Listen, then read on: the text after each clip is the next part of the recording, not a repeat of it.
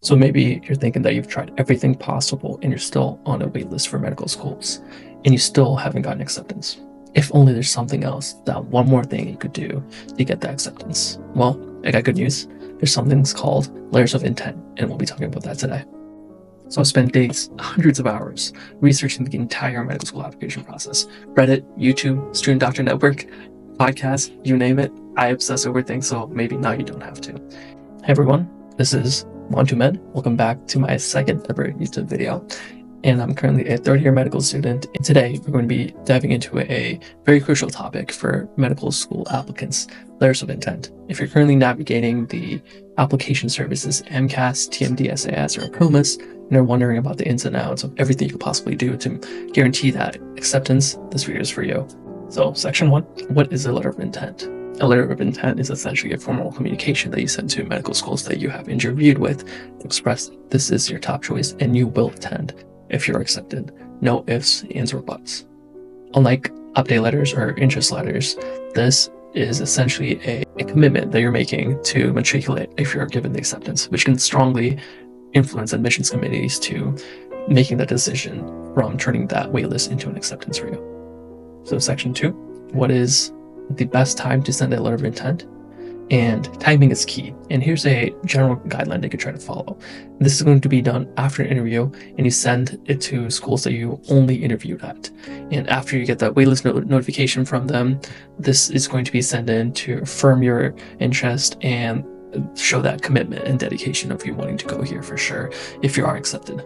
And this is done typically at the end of the application cycle, around March or even later. And if you're waiting for a decision around this time frame, a letter of intent can demonstrate that continued interest and can potentially give you that acceptance. Remember to always check each school's policies before sending in the letter of intent. Some schools do not, so research their websites, make sure of that on interview day if they make note of it. And how do you make the best possible letter of intent that you can? There's a few different topics, and here's a little format that you can try to follow. So first, always include a header that includes your name, your ID number, and your contact information. Then have a greeting to the admissions committee, or if you know anyone specific in the admissions committee, please address it to them. That can kind of give you a little boost if you make that connection already. If not, just address it generally. And the next part is the introduction, where you're going to be stating your purpose for the paper and also expressing gratitude for them taking the time out of their day, aside from your application, to read this. And in these letters, you're trying to be pretty straight to the point and concise, because schools have a lot of paper that they already have to sift through and read thousands of applications. So you don't want to be giving them more work. So you want to get to the point as quickly and as effectively as you can. And then 4 is the body. This is going to be the meat of the letter of intent, and it's going to be in detail, showing specific reasons for why you're choosing the school to be your top choice that you will attend no matter what if you're given the acceptance. So here you're going to be referencing programs that they have, faculty, experiences that you've had during the interview from their current students, if you know any of them working at a local clinic. If the school is in state, for example, you're going to be mentioning these in the letter of intent and why these resonate with you, and your personal statement potentially make connections there. And then the next part is updates. And if you've had any significant achievements or experiences that you have attained since your interview, you're going to be mentioning this here. Please check out my most recent video about update letters, and that can give you a little bit more detail onto that. And the last section is a conclusion. Once again, reaffirm your interest in matriculating if you're given that acceptance, and thank them for their consideration. Once again, keep it concise, ideally 1 page, and professional. And this next section is going to be talking about what not to do. This is everything that you should try to avoid in these letters of intent. And these are some common mistakes that people have seen, heard stories of doing. And probably the most important is sending a letter of intent to multiple schools. This is wrong on so many levels, because this is essentially you're expressing a commitment to a school. And it's not like deans are meeting at local coffee shops and talking about applicants, but I guarantee you that they do talk. So you don't want to be in that situation, and it will not go over well. And it's just an ethical and moral thing to send this only to one school that you've interviewed at and are waitlisted at. Number 2 is generic content. You want to tailor your letter specific and very niche to the school that you're applying to. And this highlights your unique aspects of your application, but also how you connect to that specific school. It can't be just something that you can change the title and send it to any other school. It has to be very tailored to that specific institution that you're addressing it to. And another mistake that I see is people send in letters of intent too early.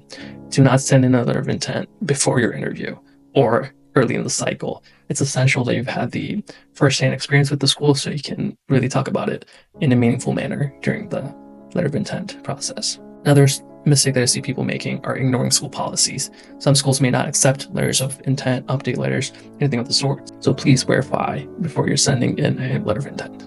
You might be wondering, how do I go about submitting this? I made my letter of intent. I'm happy with it. How do I submit this? And well, the answer might vary. It could be via email. So you're going to directly send it to the dean or the director of admissions, attaching your letter as a PDF. And stick around till the end. I have some pro tips about that.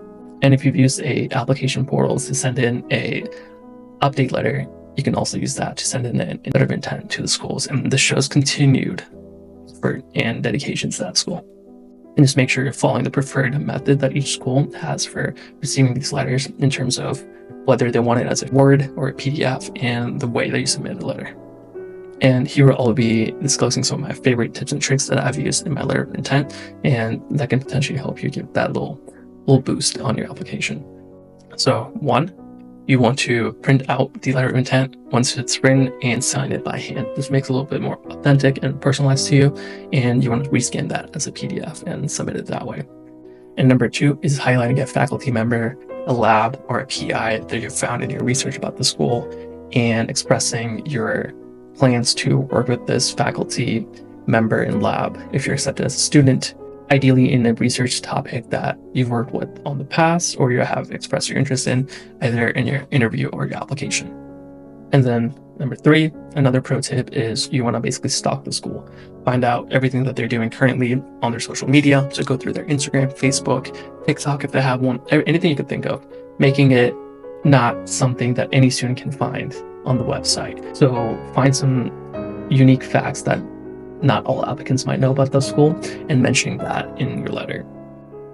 And number 4, if you have a geological tie to the area, so if your partner, if you have a family, any cousins in the location, this would be a place to really highlight that, to show, especially if you're applying out of state, would be a good way to make sure that they're confident in your willingness to move and attend the school if you're given the acceptance.